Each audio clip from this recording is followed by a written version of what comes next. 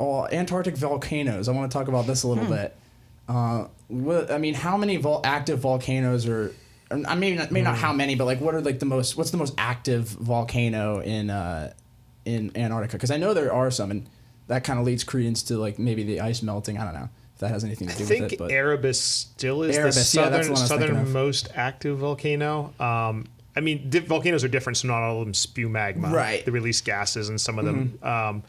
But because of this silicone era of remote sensing and satellites, we're able to look at a lot of surfaces that are changing and actually think there could be more activity beneath the surface that we'll be able to discover soon. But so much of this is covered by ice. Right. And so there's probably more than we know of. And hopefully in the next few years, figure out more about that. David Elliott, that's actually kind of one of his areas of expertise, I believe. Yeah. Are there any like accesses or passages to get like beneath the ice easier, or is it just like, you got to drill? No, is there like places like little caverns that people can find to fit through, or is it like straight up just drill and that's the only way you can get beneath the ice? Yeah, so I mean, most of the continent, except for the periphery and these nunatak that extend through the ice sheet, you're dealing with about a mile of ice thick. Yeah. So you're gonna have to drill through it, and then if you can sample beneath the surface, you have to have the right equipment to do that. If there are any kind of tunnels or passages where the ice flows over a surface, it's in motion all the time. Right. So just because it's there today doesn't mean it's going to look the same 3 or 4 days from now. Yeah, you could get trapped under there too. Yeah. So even, teams that have done, there was an account I'd read recently of a researcher that was doing sampling at the edge of one of them and doing something which I consider quite dangerous, which is diving in an area with ice that's actively moving. And those can spin and twist, and the canals, the openings can change, and you can get crushed.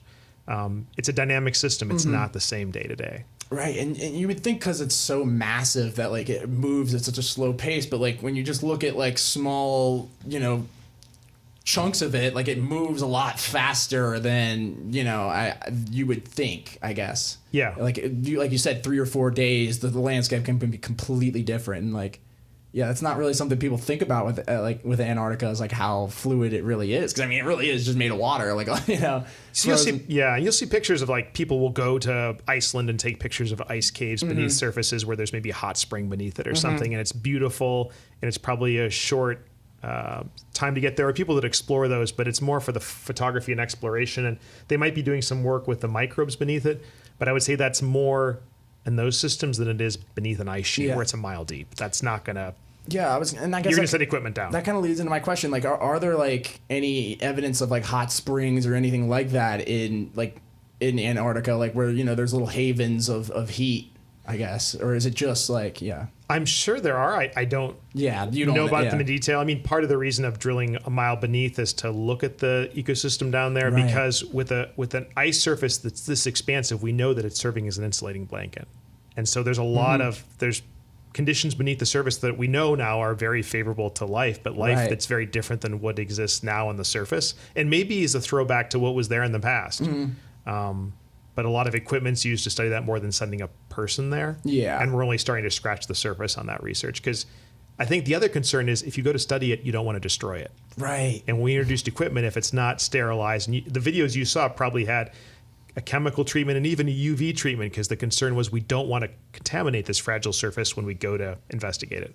Yeah, especially when you're looking at life forms that are completely foreign to humanity. Like, how many new species have we discovered down there? I mean, obviously, ballpark, and obviously you don't have a real statistic maybe, but from that expedition alone, I'm not sure. I mean, a lot of stuff they immediately saw that they weren't familiar with. But the papers, that's 3 years ago, and they've only started to publish all the work from that. Wow. I hear there's a movie coming out, so we are actually doing a VR tour for that project. We have the footage that we're building that. So maybe later on this fall, there'll be both the VR tour and also this film coming out. And how does the VR tours work? Because I know you're responsible for a lot of that. So we have we were lucky. Before COVID, we had some of the GoPro cameras we started sending out in the field. We got a grant. They were low cost. They're really durable. Most of our teams don't have time to set up like a Gigapan photo, but these cameras they could put up. They were reliable.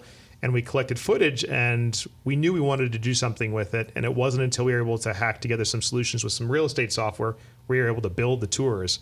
And then when COVID hit, we were sitting on many expeditions of video that it gave us the time to go ahead and build out. And people now are looking for opportunities to virtually get out of their house if they can't physically get out of their house. and that's kind of almost fell in your lap in a way with the pandemic, like where you're just like, well, we got all the footage now. Now we can just sit down and take the time to ourselves to kind of compile it all together and make it right. So yeah, I guess that could have been a happy accident there, but